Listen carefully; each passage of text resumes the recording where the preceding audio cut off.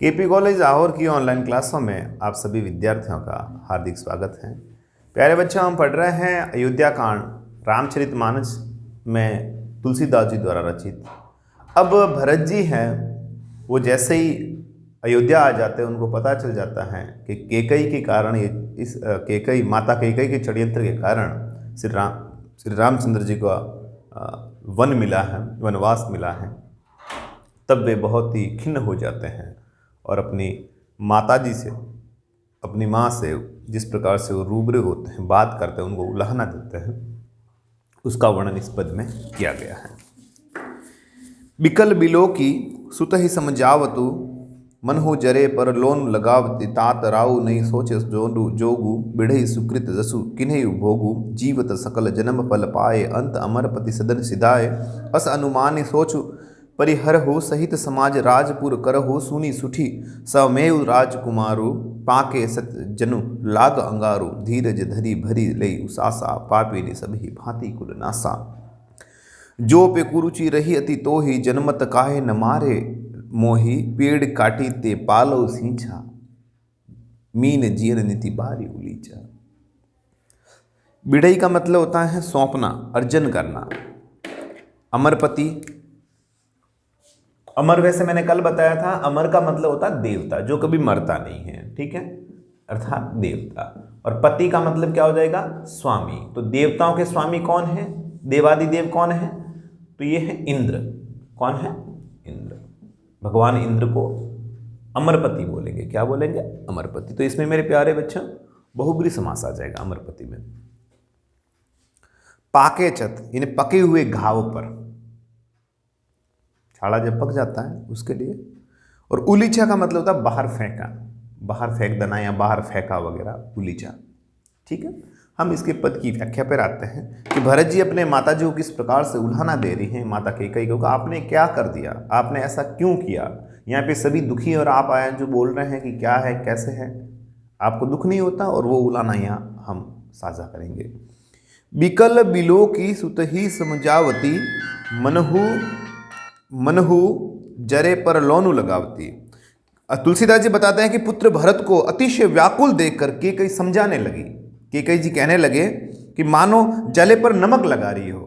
बोलो, भरत जी तो वैसे ही परेशान थे। भरत जी वैसे ही परेशान है क्योंकि भरत जी को पता है कि रामचंद्र जी पता आज दिख नहीं रहे हैं और इधर दशरथ जी का स्वर्गवास हो गया है। तो भरत वैसे ही दुखी थे और माता केकई उनको इस प्रकार से भला करने के लिए समझा रही है। तो ऐसा लग रहा था कि मानो जले पे नमक छिड़क रहे हो।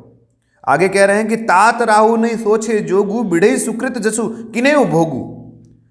वे बोले कि हे तात, राजा की मृत्यु सोच करने योग्य नहीं है। अगर दशरथ जी की मृत्यु हो गई है तो सोच करने की नहीं है। इतना आप चिंता की बात नहीं, इतनी चिंता न करें। तात राहु नहीं सोचो जोगी बिढ़ई सुकृत जसु किन्हें भोग। उन्होंने पुण्य और यश कमाकर उसका पर्याप्त भोग किया था। उनको जो पुण्य मिल गया था उसका उन्होंने पर्याप्त भोग कर लिया था।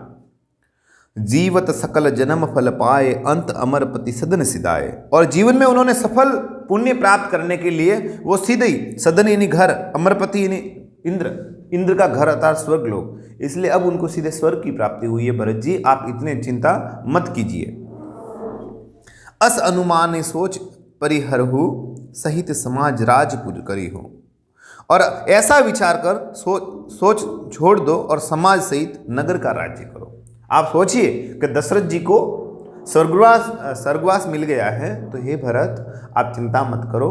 अब आप एक काम करो कि सहित समाज राजपुर करो। ये जो अपना पुर है, अपनी अयोध्या है, इसके ऊपर अब आप राज कीजिए, चिंता मत करो। सुनी सुटी समय सहमेव राजकुमारु पाके छत जनु लागू अंगारो। और राजकुमार भरत केकई का ये वचन सुनकर बहुत ही सहम गए, मानो पके घाव पर किसी ने जलता हुआ अंगारा रख दिया हो।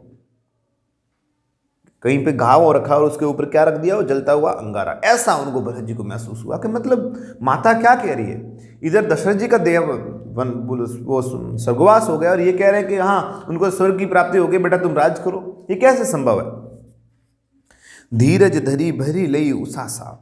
धीरज धारण करके, धैर्य धारण करके, भरी ने भरना, ले लेना, उसासा उसासा का मतलब हो जाएगा उच्छ्वास, ऐसा उच्छ्वास लेना। और तो उन्होंने धैर्य धारण करके एक उच्छ्वास ली, एक लंबी सांस ली, और पापिनी सभी ही भांति कुलु नासा, और उन्होंने कहा, लंबी सांस लेकर भरत जी ने कहा कि हे पापिनी, तूने पूरी तरह से कुल का नाश कर दिया। किनको कहा? अपनी माता कैकेयी को कि हे पापी, पापिन। पापी का पापिणी नहीं होता, पापिन होता है। स्त्रीलिंग क्या हो जाएगा? पापिन। कि हे पापिन, तुमने हमारे पूरे कुल का नाश कर दिया। ये क्या कर दिया तुमने?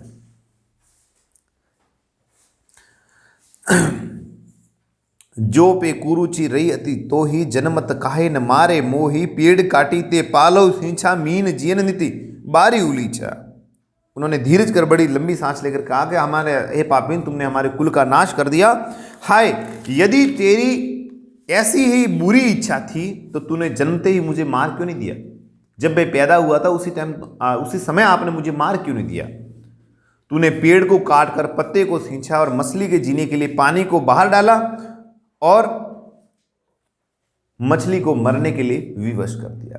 अर्थात हे कैकेयी, अब अपने माता को भरत कह रहे हैं कि आपने ऐसा किया है कि पेड़ को तो काट दिया है, पेड़ को तो नीचे से काट दिया और पत्तों को तुमने पानी दिया है।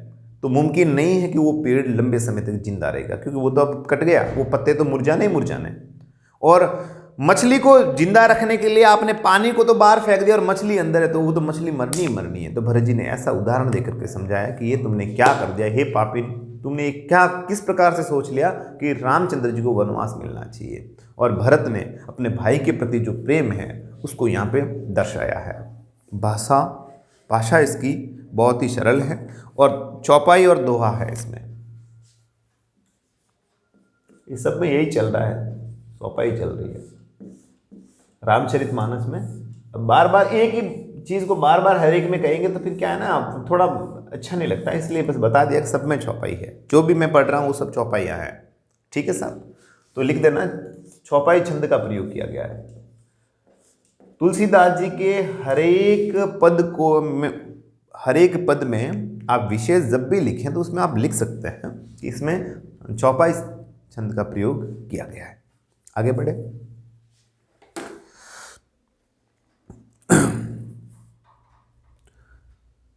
जब ते कुमति कुमत जिय ठयो, खंड खंड होई हृदय न गयो, मर बर मागत मन भय नहीं पीरा, गरी न जिए मुंह परे न कीरा। भरत जी ने क्रोध करके माता जी से कहा कि जब ते कुमति कुमत जिय ठयो, ठयो इन्हें ठाना, और कुमत का मतलब होता है बुरा विचार, कुमति का मतलब होता है बुरी बुद्धि, और खंड खंड होई हृदय न गयो, गयो का मतलब होता है जाना वगैरह, हो जाना, फलीभूत हो जाना। तो इन्होंने कहा कि भरत जी ने क्रोध में आकर के माता कैकेयी से कहा कि अरे कुमति, अरे बुरी बुद्धि, जब तूने हृदय में ये बुरा विचार ठाना उसी समय तेरे हृदय के टुकड़े टुकड़े क्यों नहीं हो गए? गए हुए नहीं, हो गए, होना है ना, हैव। उन्होंने कहा जब तुमने ये सोचा कि भाई इस प्रकार से कि भरत को राजा बना दिया जाए, तो तब तुम्हारे हृदय के टुकड़े टुकड़े क्यों नहीं हो गए? तुम्हारे मन में ये बुरा विचार कैसे आ गया? बर बागत मन भई नहीं पीरा, गरी ने जिए मुंह परे न कीरा। वरदान मांगते समय तेरे मन में क्या कुछ पीड़ा नहीं हुई? बर मांगत, बर इन्हें वरदान मांगत इन्हें मांगना, मन इन्हें मन में, भई इन्हें होना, नहीं इन्हें नहीं, पीड़ा इन्हें पीड़ा। एक एक शब्द का भी हम अर्थ जान सकते हैं, पर मेरे प्यारे बच्चों, एक एक शब्द के अर्थ से एक वीडियो कम से कम आधा घंटा का हो जाएगा, है ना। फिर इतने सारे पद हैं और फिर आप खुद बोरिंग होना शुरू हो जाओगे, है ना। इसलिए हम जो आपके काम की चीज़ है उसको इस वीडियो में दिखा रहे हैं ताकि आप उसको आराम से समझ सकें। वरदान मांगते समय तुम्हारे मन में कोई पीड़ा नहीं आई कि मैं ये क्या मांग रही हूँ? गरी ने जिय मुंह परे न कीरा, तेरी जीभ गल नहीं गई उस समय। गरी ने जिय मुंह परे न कीरा, और तुम्हारे मुंह में कीड़े नहीं पड़ गए कि मैं ये वरदान कैसे मांग रही हूं। हे माता कैकेयी, तुमने क्या अनर्थ कर दिया? तुम्हारे मन में विचार भी कैसे आया कि मेरे बेटे राम को तो वनवास दे दिया जाए और मेरे सगे पुत्र भरत को राजा बनाने के लिए मैं ऐसा वरदान मांग रही हूं? तुम्हारे मुंह में कीड़े क्यों नहीं पड़ गए, हे भगवान, हे विधाता, ये आज क्या हो रहा है। इस प्रकार से भरत जी अनुसंताप करने लगे। भूप प्रतीति तोरी किमि कीनी भूपिनी राजा, भूप प्रतीति तोरी किमि कीनी मरण काल विधि मति हरि लीनी। भूपिनी राजा, और यहां पे राजा किनके लिए आया है मेरे प्यारे बच्चों? राजा आया है दशरथ जी के लिए। किनके लिए आया है? राजा दशरथ के लिए। तो कि राजा दशरथ जी ने भी तुम्हारा विश्वास कैसे कर लिया, तेरा विश्वास कैसे कर लिया दशरथ जी ने? हैं, जान पड़ता है कि विधाता ने मरने का समय नजदीक देखकर उनकी भी बुद्धि हर ली थी।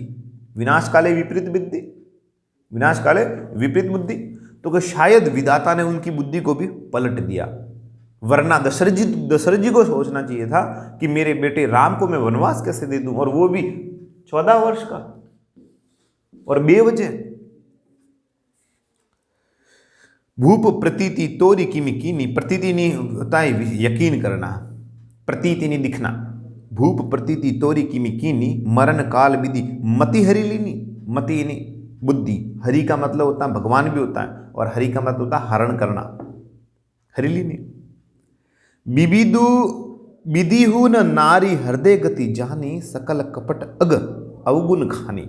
सकल यानी सभी, कपट यानी छल कपट, अग यानी पाप, अवगुण यानी बुरे गुण, खानी यानी खान। फिर आगे कह रहे हैं कि स्त्रियों के हृदय की कपट गति विधाता भी नहीं जान सके कि इतना, इस बात में कितना कपट था।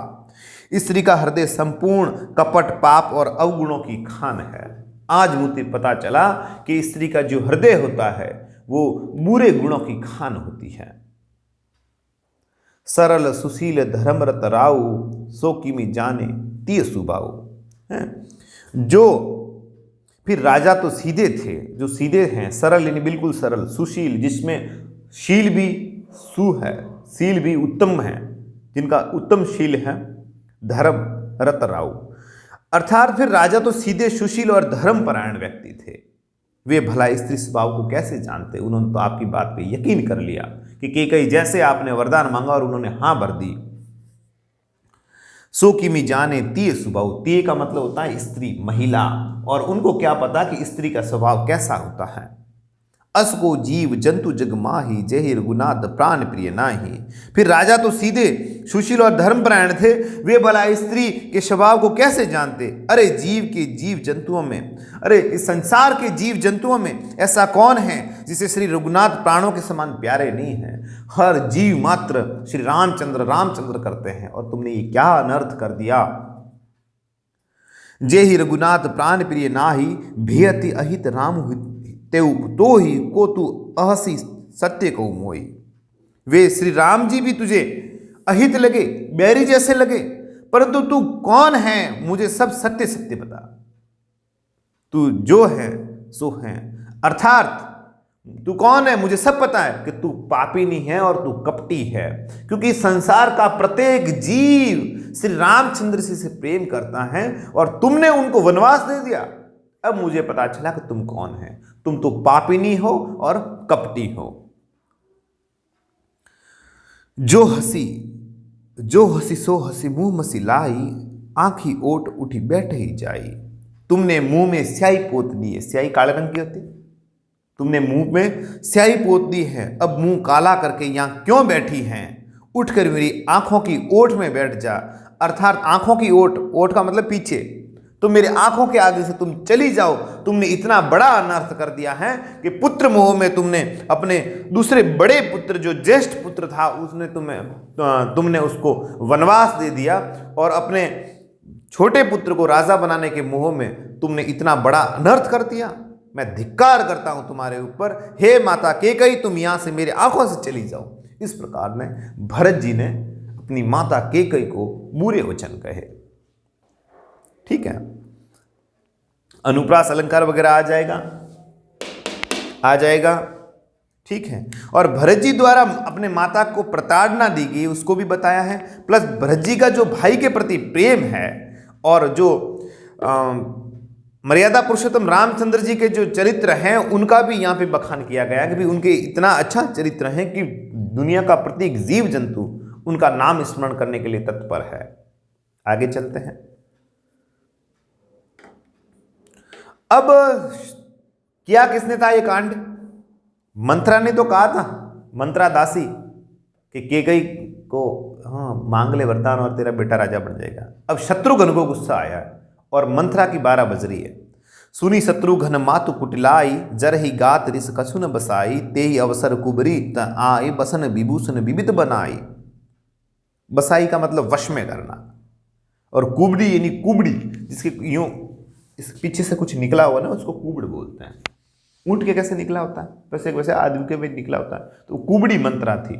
और एक अपने सूरदास में भी कुब्जा आती है। तो आगे चलते हैं कि माता कैकेयी की कुटिल बातें सुनकर शत्रुघ्न के शरीर के सब अंग अब क्रोध से जलने लगे। सुनी शत्रुघ्न मातु कुटिलाई, जरहि गात, गात यानी शरीर, रीस कछु न बचाई, और पूरे के पूरे उनके शरीर के अंग क्रोध से जलने लगे। तेहि अवसर कुबरी थे आई, बसन विभूषण विविध बनाई। और जरी गात रीस कछु न बसाई, जब क्रोध से जलने लगे परंतु उनका कुछ वश नहीं चला, उसी समय अनेक प्रकार के सुंदर कपड़ों और गहनों से सजकर कुबरी मंथरा वहां आ गई। कौन आ गई? मंथरा। और कुबड़ी जो मंथरा थी वो शत्रुघ्न के पास में आ गई, शत्रुघ्न के पास में आ गई। उसे सजी धजी देखकर लखी रीस भरेऊ लखन लघु भाई, लखन लक्ष्मण जी, लघु यानी छोटे, भाई ने भाई लक्ष्मण जी के छोटे भाई, लखी ने देखना, लखी रीस भरेऊ लखन लघु भाई, बरत अनल घृत आतु ही पाई। बरत ने जलना, अनल ने आग, घृत ने घी, आहुति ने अंदर डालना, चाह, आई ने आना, पाई ने पाना। उसे सजी धजी देखकर लक्ष्मण के छोटे भाई शत्रुघ्न क्रोध में भर गए। वो क्रोध आ गया कि सब इसकी वजह से हुआ है। हुम गई और क्रोध में भर गए, और मानो जलती हुई आग को घी की आहुति मिल गई। जिस प्रकार से आग जल रही है और उसमें घी डालते हैं तो और आग तेज हो जाती है, उसी प्रकार से उसको देख करके शत्रुघ्न को गुस्सा आया। हुम गई लाल तकी कुबर बारा, परिमुह भर मई करत पुकारा। उन्होंने जोर से लक्ष्य करके कुबड़ पर एक लात जमा दी। हुम गई लात तकी कुबर मारा, हुम गई लात तकी कुबर मारा, परी मुंह भर मई करत पुकारा। और उन्होंने जोर से, शत्रुघ्न ने एक लात है वो कुबड़ के मार दी, उस कुब्जा के, उस मंथरा के मार दी। वह चिल्लाती हुई मुंह के बल जमीन पर गिर गई और वह चिल्लाकर जमीन पे गिर पड़ी। आगे है, कुबर टूटे फूट कपारो, दलित दसन मुख रुधिर प्रचारो। उसका कुबड़ टूट गया, यहां ढूब जिसको नहीं बोलते वो भी टूट गया, कपाल फूट गया, दसन यानी दांत, उसके दांत टूट गए और मुंह से खून बहने लगा। मुख रुधिर प्रचारो, रुधिर यानी खून, मुख यानी मुंह, प्रचारो यानी फैलना, और उसके मुंह से खून निकलने लगा। आहा दई में कान नसावा, करत नीक फलु अनीस पावा। और वह कराती हुई बोली कि हाय देव, मैंने क्या बिगाड़ा, जो भला करते बुरा फल पाया। मैंने तो अच्छा किया था और मुझे बुरा फल ऐसा क्या मिल गया, मैंने ऐसा कौन सी गलती की जो मुझे ये चीजें हो रही है। सुनी रिपुहन लखी नख सिक खोटी, लगे घसीटन धरी धरी झोटी। भरत दयानिधि दीनी चढ़ाई, कौशल्या गई, कौशल्या पई गे दो भाई। और उसकी बात सुनकर उसके नख से शिका तक दुष्ट जानकर शत्रुघ्न झोटा पकड़कर, छोट लो, झोटा पकड़ कर उसे घसीटने लगे कि ये सब तुम्हारी वजह से हुआ है मंथरा, इसलिए रामचंद्र जी को वनवास जाना पड़ा।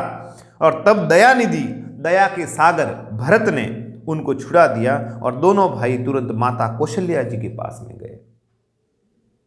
कोई बात नहीं, और कौशल्या जी के पास में चले गए।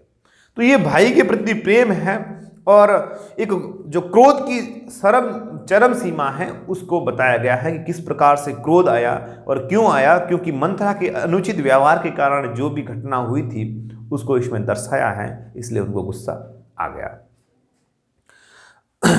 और भरत की उदारता भी बताएगी इसमें कि भरत अगर उदार नहीं होते तो वो भी तो मंथरा को मार सकते थे, पर भरत जी की उदारता बताएगी कि भरत जी मन से बहुत ही उदार थे और इसलिए उन्होंने मंथरा को छुड़ा दिया। सरल सुबाय माही लाए, अति हित मनहु राम फिरी आए, भेटऊ बहुरी लखन लगु भाई, सोकु सनेऊ न हृदय समाई।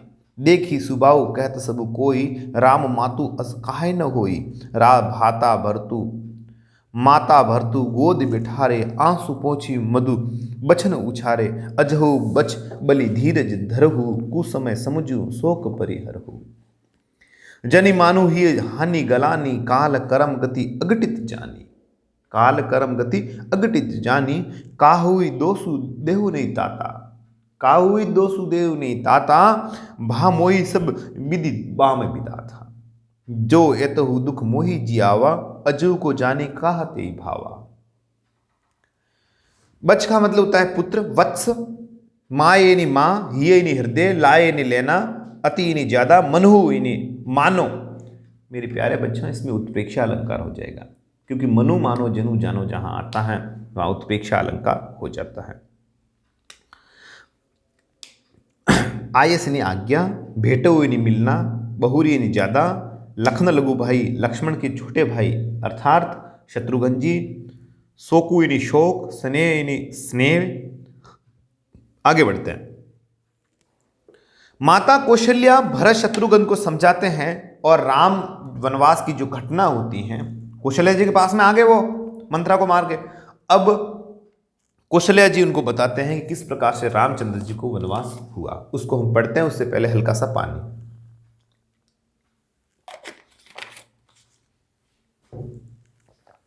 हाँ, तुलसीदास जी वर्णन कर रहे हैं कि सरल स्वभाव माँ ही लाए। सरल स्वभाव वाली माता कौशल्या ने अति स्नेह से, बहुत प्रेम से भरत को छाती से लगा दिया। अति हित मनो राम फिर आए। सरल सुबाए माँ ही लाए और अति हित मनो राम फिर आए। और मानो ऐसा लगा कि श्री रामचंद्र जी वापस लौट करके आ गए हैं और उनको अपने गले लगा दिया। इस प्रकार से भरत को माता कौशल्या जी ने अपने गले लगा दिया। भेटऊ बहुरी लखन लगु भाई, सोकु स्नेहु न हृदय समाई। और फिर लक्ष्मण के छोटे भाई शत्रुघ्न को हृदय से लगा दिया, अरे मेरे पुत्र तुम भी आ जाओ, और उनको गले लगा दिया। और शोक और स्नेह की उनके हृदय में समानता नहीं है, दुख भी था और प्रेम भी था, तो वो चीज दोनों एक साथ वहां पे जाहिर हो रही थी। देखो सुबाई कहत सब कोई, राम मातु अस काहे न होई।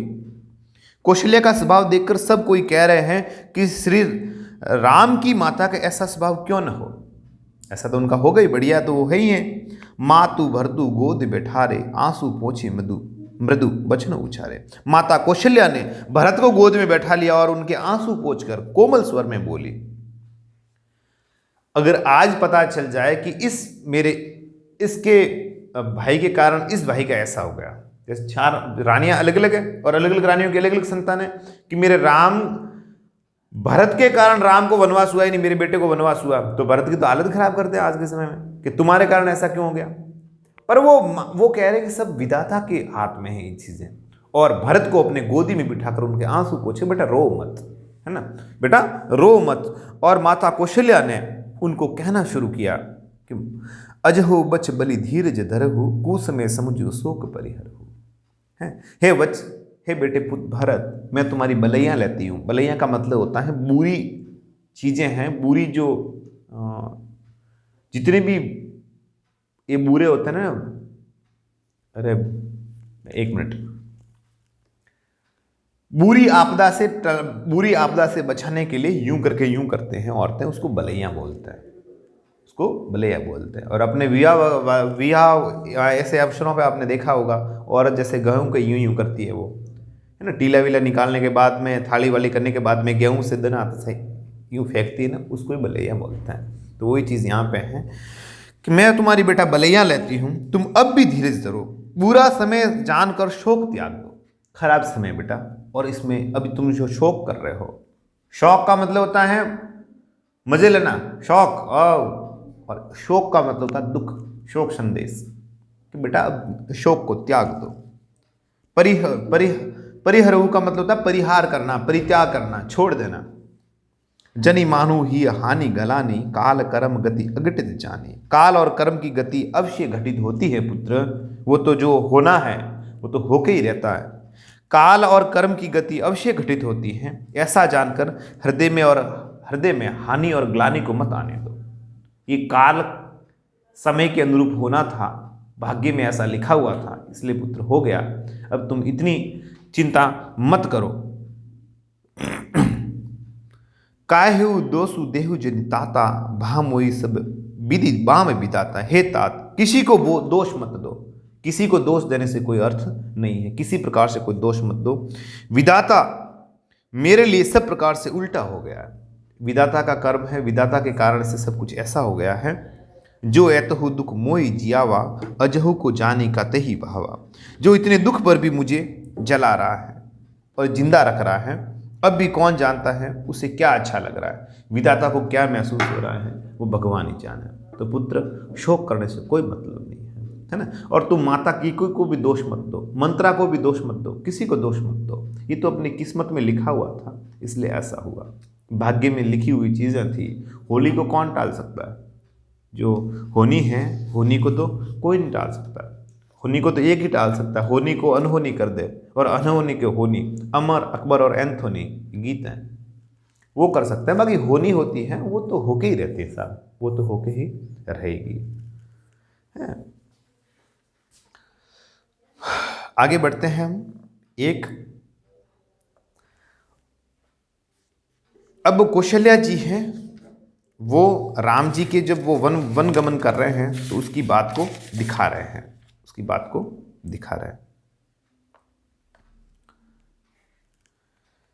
और भरत अपनी माता केकई के बुरे कर्मों से गुस्सा हो गए हैं और स्वयं को निर्दोष बताते हुए कौशल्या जी को सांत्वना देने लगे कि कोई बात नहीं। और उसी प्रसंग का वर्णन यहाँ है। बिलपहि बिकल भरत दो भाई, कौशल्या लिए हृदय लगाई। भांति अनेक भरतु समझाए, कही विवेक में बसन सुनाए। भरतऊ मातु सकल समुझाई, कई पुराण श्रुति कथा सुनाई। छल विहीन सुचि सरल सुबानी, बोले भरत जोरी जुग पानी। बोले भरत जोरी जुग पानी। जे अग मातु पिता सुत मारे, गाई गोठ मई सुरपुर जारे। जे अग ती बालक बद कीने, मीत महीपति माहुर दीने। जो पातक उपपातक अहि, कर्म बचन मन भव कभी कही। ते पातक मोई हो विदा था, जो यहुई होई मोर मत ना था। तो राजा दशरथ की मृत्यु एवं श्री राम जी के वनवास में पूरा राजमहल शोक से व्याप्त था। अयोध्या के प्रत्येक घर घर में शोक था। सब प्रजाजन, वहां की आम प्रजाजन भी दुखी थी। बिलपई बिकल भरत दो भाई। और इस कारण से जब उस समय भरत और शत्रुघ्न दोनों भाई व्याकुल होकर विलाप करने लगे कि हे विधाता, ये क्या अनहोनी कर दी कि मेरे जो ज्येष्ठ भ्राता है श्री रामचंद्र जी, उनको वनवास हो गया। कौशल्या लिए हृदय लगाई। और तब माता कौशल्या ने उनको अपने दोनों बेटों को अर्थात भरत जी को भी और शत्रुघ्न को भी गले लगा दिया। हालांकि वो अलग अलग रानियों से है, फिर भी वो संतान उनकी कही जाएगी, है ना। तो अपने पुत्रों को उन्होंने गले लगा दिया कि बेटा व्याकुल होने से तो कोई अर्थ ही नहीं है, व्याकुल होने से कोई अर्थ नहीं है। जो होनी है, जो बदी है, जो भाग्य में लिखी गई चीजें हैं, उनको कौन टाल सकता है? उनको तो परमेश्वर भी नहीं टाल सकता। भांति अनेक भरत समुझाए, कही विवेक में बसन चुनाए। और तब माता कौशल्या ने उन्हें हृदय से लगा दिया और उन्होंने अनेक प्रकार से भरत को समझाया और बहुत से विवेक भरी बातें कहकर सुनाई। विवेक का मतलब होता है नीति, अच्छा बुरा, कि भरत ऐसे इस प्रकार से समझो बेटा, इन चीजों से बाहर निकलो, इन चीजों से शोक से बाहर निकलो। ये तो भाग्य की किस्मत की बातें हैं, है ना। विधाता का खेल था और वो हो गया। भरतु मातु सकल समुझाई, कही पुराण श्रुति कथा सुनाई। तब भरत ने भी माताओं को पुराण और वेदों की सुंदर कथाएं कहकर समझाया। वेदों की कथाएं सुनाई, पुराणों की कथाएं सुनाई, है ना। परीक्षित वाला वो बात थी, वो किस्सा था, वो भी सुनाया। हालांकि उस समय परीक्षित नहीं थे, पर इस प्रकार की बातें उन्होंने सुनाई। चल विहीन सुचि सरल सुबानी, बोले भरत जोरी जुग पानी। पानी का मतलब होता है हाथ, पानी यानी हाथ, इसलिए तो बोलते हैं शूल पानी। तो त्रिशूल है जिसके हाथ में वह, वीणा पाणी, वीणा है जिसके हाथ में वह माता सरस्वती और उनका शिव जी। तो पाणी यानी हाथ, इसलिए बोलते हैं पाणी ग्रहण संस्कार, हाथ को पकड़ करके जो संस्कार लिया जाता है विवाह। तो जुग बोले भरत जोरी जुग पानी। तो अब आगे हैं कि दोनों हाथ जोड़कर भरत ने छल रही पवित्र और मीठी सुंदर वाणी में कहा कि जो अग मातु पिता सुत मारे, गाय गोठ में सुर पुर जारे।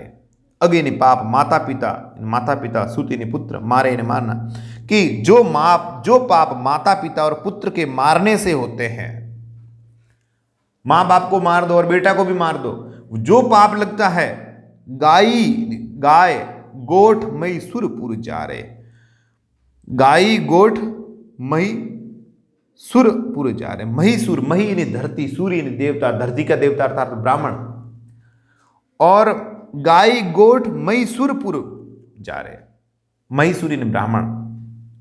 जो पाप माता पिता और पुत्र के मारने से होते हैं, गौशाला और ब्राह्मणों के नगर जलाने से होते हैं, जे अगति बालक बद कीने मीत महीपति दाहुर माहुर दिन। और जो पाप मित्र और राजा को जहर देने से होते हैं, जो अगतीय ती बालक बद कीने मीत महीपति माहुर दीने, और धरती के पति। और जो पाप स्त्री और बालक की हत्या करने से होते हैं, अपनी पत्नी को मार देना, अपने पुत्र को मार देना, जो पाप लगते हैं, जो अपने राजा, जो बेटों की तरह अपनी संतान को अपनी प्रजा को मानता है और उसको अगर कोई जहर दे देता था, जब जो पाप लगता है, गौशाला में आग लगाने से जो पाप होता है, ब्राह्मणों के नगर जलाने से जो पाप लगता है, माता पिता और अपने पुत्र को मारने से जो पाप लगता है, छोटे बच्चे की हत्या करने का जो पाप लगता है, अपने मित्र को जहर खिलाकर मारने का जो पाप लगता है, जे अगति बालक बद कीने मीत महीपति माहुर दीने, जे पातक उपपातक अहि कर्म वचन मन भव कभी कही। और जो पाप मित्र और राजा को जहर देने से होता है तथा कर्म वचन और मन से होने वाले जितने पातक और उपपातक, पातक यानी पाप, उपपातक यानी छोटे मोटे पाप, मन वचन और कर्म से, अपने कामों से, आपके वचनों से, है ना, आपके स्वभाव से जो पाप होते हैं, और जो चाहे छोटा हो या मोटा हो, जो भी पाप हो, कभी लोग वर्णन करते हुए बताते हैं कि हे विधाता,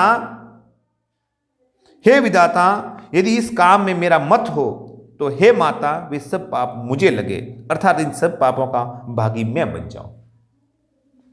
कि हे माता कैकेयी जी, और जितनी भी आप माताएं बैठी, पहले तो उन्होंने वेद वगैरह वो पढ़ के सुनाए, और फिर उन्होंने कहा कि ये दुनिया में लगने वाले जितने भी पाप हैं, अगर मेरा एक तनिक भी अगर ऐसा विचार हो कि मैं राजा बनना चाहता हूं, तो जितने भी ये जो पाप लगते हैं, वो सब के सब पाप मेरे हिस्से में आ जाए, मैं उन पाप का भागी बनूंगा। ऐसा भरत जी ने सबको कह के सुनाया, ऐसा भरत जी ने कह के सुनाया। वो बोलता है ना, वण पापड़ न लागे पाप, है ना, रोमा जे, बस वही वाली चीज है ये। उबी नार धवाड़े बाल, वण पापड़ न लागे पाप, वो जो है ना वही। तो भरत जी ने भी यही कहा कि जितने भी ये पाप हैं वो मेरे हिस्से आ जाए। अगर मेरा ऐसा विचार था कि मुझे राजा बनना है और ज्येष्ठ भ्राता श्री रामचंद्र जी को वनवास जाना है, तो मेरे हिस्से में सब के सब पाप आ जाए, ऐसा भरत जी ने कहा। तो मेरे प्यारे विद्यार्थियों, इसमें भरत जी कैकेयी के कारण स्वयं को लोगों की नजर में दोषी मानते हैं कि भाई मेरे हिस्से में आ जाए, और वो आत्मग्लानि उनको हो रही है कि हे भाग्य में ऐसी चीजें क्यों हुई, इस प्रकार से क्या हुआ, नीति में ऐसा क्यों हुआ। वो सब की सब बातें हैं, वो सब की सब बातें यहां पे बताई गई हैं, उन बातों का यहां पे जिक्र किया है, वो चीजें हैं। तो मेरे प्यारे बच्चों, ये चीजें हैं और उसको बताया है। और दूसरी बात है, इसमें अनुप्रास अलंकार भी आ जाएगा। इसमें कौन सा अलंकार आ जाएगा? अनुप्रास अलंकार। इसमें अनुप्रास अलंकार भी आ जाएगा। इसमें वेदना है, दुख है, ग्लानि है, पश्चाताप है।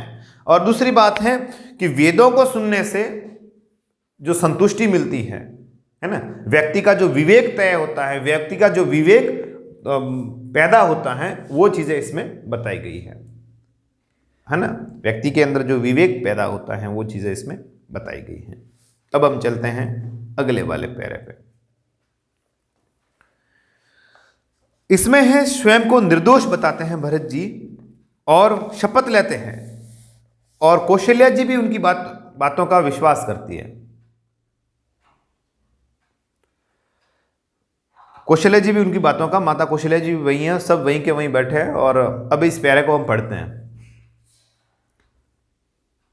बेचेऊ बेदु धर्मो दुहि लेई, पिसून पराय पाप कही देहि, कपटी कुटिल कलह प्रिय क्रोधी, वेद विदूषक विश्व विरोधी। वेदु यानी वेद, पिसून का मतलब होता है चुगली करने वाला, पिछून का मतलब पिछून यानी चुगली करने वाला, चुगलखोर।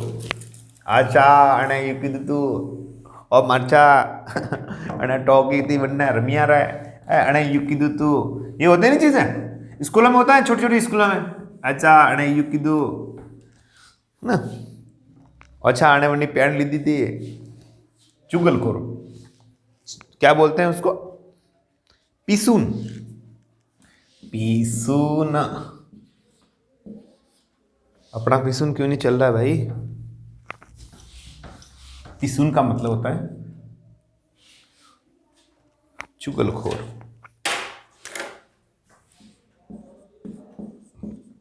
पिसून नहीं, चुगलखोर।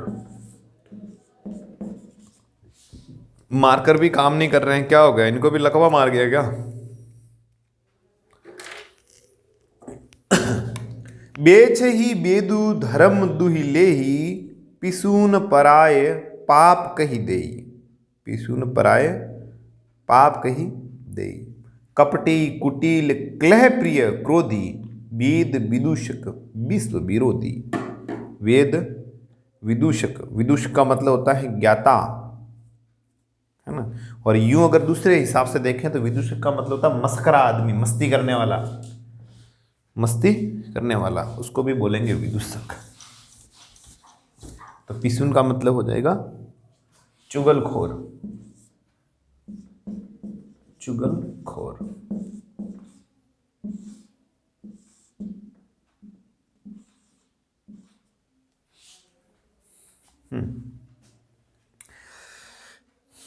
तो भरत जी इसमें निर्दोष बताते हैं खुद को कि भाई मैं तो था नहीं उसमें, और माता कौशल्या भी उनके ऊपर यकीन करती हैं। तो माता कौशल्या के सामने भरत जी ने कहा कि जो लोग बेसे ही वेदु धर्मो दुहि लेहि, कि जो लोग वेदों को बेचते हैं, धर्म को दोह लेते हैं, है ना, दूह लेना, जिस प्रकार से गाय को दूहते हैं उसी प्रकार से धर्म को दोह लेते हैं। पिसून पराय पाप कही दे, जो लोग चुगलखोर है, चुगली करते हैं, बात बात में दूसरों के पापों को कह देते हैं, ओ वो तो यूं है, वो तो चोल्टो है ना। मतलब आप किसी के भी बोलो, किसी की लाइफ को भी आप तय कर लेंगे कि वो क्या है और वो कैसे है। पहली बात तो हमें किस हक ही नहीं है कि किसी के जीवन के ऊपर हम कुछ कहें। जब भी आप, कोई बात नहीं है ना, पहले आप क्या थे उससे कोई लेना देना नहीं है। अब अगर आपके जीवन में समझदारी आ गई है तो भी बढ़िया बात है कि हमें कोई भी हक नहीं है कि हम किसी के बारे में कोई राय बनाए कि ये ऐसा और वो ऐसा। आप कैसे हैं साहब? जब आप किसी के बारे में राय बनाते हैं तो आपके बारे में भी तो राय बनती होगी ना। तो इस प्रकार से रहना चाहिए। तो वही चीज भरत जी कह रहे हैं। भरत जी ये वाले राम जी के भाई है ना, मैं नहीं। हालांकि मैं भी भरत हूं, पर मैं नहीं कह रहा हूं, मैं तो तुच्छ मात्र हूं इन चीजों के आगे। और दूसरी बात है कि सौभाग्य की बात है कि मैं ये चीज पढ़ रहा हूं और हम सब साथ में पढ़ रहे हैं, ये तो मेरे लिए सौभाग्य की बात है। तो आगे चले। जो धर्म को दूह लेते हैं, पिसून पराय पाप कही देई, जो चुगलखोर हैं, जो दूसरों के पापों को बताते रहते हैं, जो दूसरों के पापों को बताते रहते हैं। कपटी कुटिल क्रह प्रिय क्रोधी, जो कपटी है, जो कुटिल है, जिसकी नीति खराब है। हाँ सर, राम राम सा, राम राम सा, आवो सा है, मतलब बाहर से बहुत प्रसन्न है, बाहर से हाँ ठीक, और अंदर से आपके लिए ऐसी बुरी विचार रखते हैं आपके लिए कि बस क्या कहें। उनको कुटिल बोलते हैं। क्या बोलते हैं? कुटिल। कलह प्रिय, जिनको कलह ही अच्छा लगता है, बस थोड़ी देर शांति हो गई घर में तो शांति क्यों हुई, कलह क्यों नहीं हो रहा है, हैं? ये हाउ क्यों नहीं हो रहा घर में, जिनको कलह प्रिय बोलते हैं। क्या बोलते हैं? कलह। और मेरे प्यारे मित्रों, किसी भी घर में कलह नहीं होना चाहिए। कलह सब दुखों की जड़ है। जहां पर कलह होना शुरू होता है वहां से दुख शुरू होता है। फिर उसमें न तो लक्ष्मी स्थिर रहती है, न बुद्धि स्थिर रहती है, कुछ भी घर में स्थिर नहीं रहता। इसलिए किसी भी घर में कलह मत करो। अगर कोई कलह कर रहा है, एक जना शांत हो जाओ और उस बात को वहीं पे दफनाओ। वो क्या यूं, हाँ यूं, बस मतलब आप किसी के साथ में हाँ मिलाना शुरू कर दो। घर में है, सब जगह नहीं। घर में अगर कोई कह रहा है कि यूं, हाँ चलो ठीक है, थे मोटा भाई, थोड़ी बात मानो। किसी बात से आप विचारों के मतभेद होने शुरू हो जाएंगे तो टकराव आ जाएगा विचारों में, तो विचारों में टकराव मत करो। तो ये कह रहे हैं कि जो कपटी हैं, जो कुटिल है, जो कलह प्रिय, जिसको कलह अच्छी लगती है लड़ीता क्यों नहीं करे।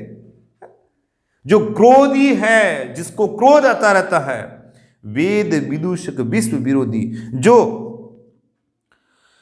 वेद विदूषक विश्व विरोधी, जो विश्व के विरोधी हैं, जो वेदों की निंदा करते हैं। वेदों में क्या लिखा हुआ है? कुछ नहीं लिखा हुआ। जो वेदों की निंदा करते हैं, जो विश्व के विरोधी हैं, जिनको कोई भी बात अच्छी नहीं लगती, जिनको कोई भी बात अच्छी नहीं लगती, रावण है हम, बस ऐसे वाले लोग, बस बाकी कोई कुछ नहीं है, बस हैं जो हम ही हैं, बाकी दुनिया क्या है, दुनिया को यूं कर दे। तो ऐसे लोग हैं। लोभी लंपट लोलुप चारा, जे ताकही पर धनु पर दारा। और जो लोग लोभी हैं, लंपट है, लंपट का मतलब होता है चलते चलते पर्स मारिए लालन पे पौनी पूरी खड़ा 20 रुपये, ऐसे लोग उसको लंपट बोलते हैं। शैतान लोग है ना, बाला बाला बाला वो वाले जो लंपट है, और लोलुप चारा, और लालचियों का आचरण करने वाले हैं। लालची है, जो लोग लालची है, बिल्कुल लालची हैं, ऐसे लोग जे ताकही पर धनु पर दारा, और जो हमेशा दूसरे की स्त्रियों पे नजर रखते हैं, जो पराई नारियों के ऊपर नजर रखते हैं। और जो लोग, दारा का मतलब होता है औरत या स्त्री, और जो लोग पराये धन के ऊपर नजर रखते हैं, जो लोग बस उनका पैसा कैसे हड़पे, वो अमीर क्यों बने और उनका पैसा हम कब लें, ऐसे लोग। जे ताक ही नहीं ताकना, पर धनु ही नहीं पराया धन, और पर दारा नहीं पराई स्त्री। और जो लोग हमेशा लोभी हैं, लंपट हैं, लोलुप चारा, लालची व्यवहार करने वाले हैं, जो पराये धन के ऊपर नजर रखते हैं, जो पराई स्त्री के ऊपर नजर रखते हैं, पावों में तिन के गति घोरा, जो जननी यऊ सम्मत मोरा। तो ये कह रहे हैं भरत जी कि हे माता कौशल्या जी, आप जितनी भी यहाँ पे माताएं विराजमान हैं, कि हे माताएं, यदि इस काम में मेरी सम्मति हो कि श्री रामचंद्र जो ज्येष्ठ भ्राताश्री है उनको वनवास मिल जाए और मैं यहाँ का राजा बन जाऊं, तो उनका सबका जो पाप लगने वाला है वो सबका पाप मेरे हिस्से में आ जाए।